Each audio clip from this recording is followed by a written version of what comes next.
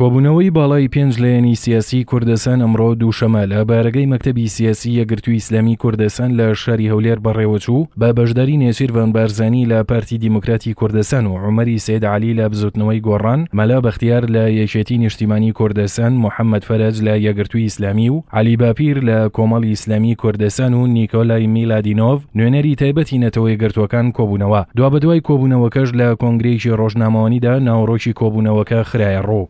خۆیەوە نێچیروان بارزانی سەرۆکی حکوومەتی هەرێم لە کۆنگرەکەدا ڕایگەیاند، لە کۆبوونەوەکەدا هەموو لایەک بەرپرسیارانە مامەڵەیان کرد و هەڵوێستیان نواند. هەروەها کۆک بووین لە سەرەوەی پشتیوانی حەیدەر عەبادی سەرۆک وەزیرانی عێراق بکەین و جەختیش کرایەوە لەسەر چارەسەرکردنی کێشەکان لەسەر مێزی گفتوگۆ. سەرۆکی حکوومەت لە میانەی کۆنگرە ڕۆژنامەوانیەکەدا جەختی کرد، سوورین لەسەر چارەسەرکردنی کێشەکان لە ماوەیەکی دیاریکراودا وتیشی تاکە گرنتی بۆ چارەسەری کێشەکانی یەکڕیزی هێزە سیاسیەکانی کوردستانە. سەبارەت بە دابەشکردنی پۆستەکان لە بەغدا بارزانی ڕایگەیاند، کێشەی دابەشکردنی پۆستمان نییە لە نێو لایەنە بەشداربووەکانی حکوومەتی هەرێم. سەبارەت بە ڕەوشی کۆبانێ سەرۆکی حکوومەتی هەرێم بە میدیاکانی ڕاگەیاند لەگەڵ تورکیا و ئەمریکا لەسەرهێڵین بۆ هاوکاریکردنی زیاتری کۆبانێ، ئەوەی پێمان بکرێت بۆ کۆبانێ دەیکەین. هاوکات مەلا بەختیار لێپرسراوی دەستەی کارگێڕی مەکتەبی سیاسی یەکێتی نیشتیمانی کوردستان لە میانی بەڕێوەچوونی کۆنگرە ڕۆژنامەوانیەکەدا ئاشکرای کرد لە کۆبوونەوەکەدا زیاتر قسەمان لەسەر کێشەکانی عێراق و بەشداری کورد لە حکوومەتی عەبادیدا کرد. هەروە سەبارەت بە یەکلاکردنەوەی پۆستی پارێزگاری سلێمانی مەلا بەختیار وتی لە دەرفەتێکی گونجاوتردا پۆستەکانی پارێزگای سلێمانی یەکلایی دەکرێتەوە. سەبارەت بە ڕەوشی کۆبانێش لێپرسراوی دەستەی کارگێڕی مەکتەبی سیاسی یەکێتی نیشتیمانی وتی هەوڵێکی باشتر لەوەی ئێستا هەیە گەر سەر بگرێت کارێکی گەورە دەکرێت بۆ کۆبانێ.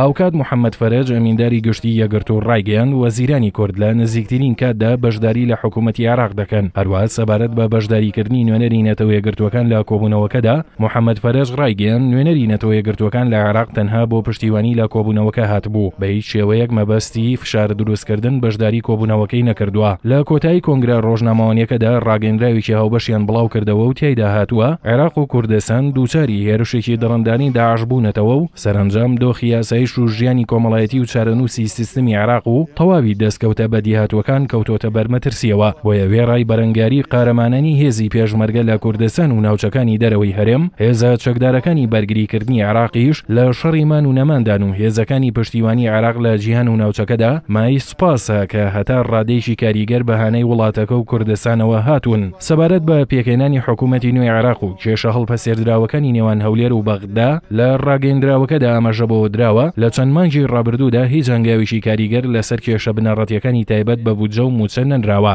سەرڕای کۆبوونەوەکە بڕیار درا وەزیرە کوردەکان وەکو نوێنەری شەرعی گەلی کوردستان بگەنە بەغدا و بەشداری ڕاپەڕاندنی ئەرکەکانیان بکەن لە حکوومەتی دەوڵەمەتداری عەبادی. سەبارەت بە ڕەوشی کۆبانێ لە ڕاگەیەندراوەکەدا ئاماژە بۆ دراوە کۆبانێ ئێستا بۆتە سیمبۆلی نەتەوەی کورد و سەنگەرێکی کاریگەری بەرپەرزدانەوەی داعشەکان. کۆبوونەوەکە دووپاتی دەکاتەوە کە بێ درێغیکردن پشتیوانی شەڕوانانی کۆبانێ دژی دوژمنانی ئازادی دەکات و ئومێدەواریشین تەواوی وڵاتانی جیهان و ناوچەکە باشتر لە جاران بیر لە کۆبانێ بکەنەوە و زیاتر بەهانایانەوە بچن. لە ئەمان کاتدا حکوومەتی کوردستان توانای زیاتر دەخاتە کار بۆ ڕزگارکردنی کۆبانێ.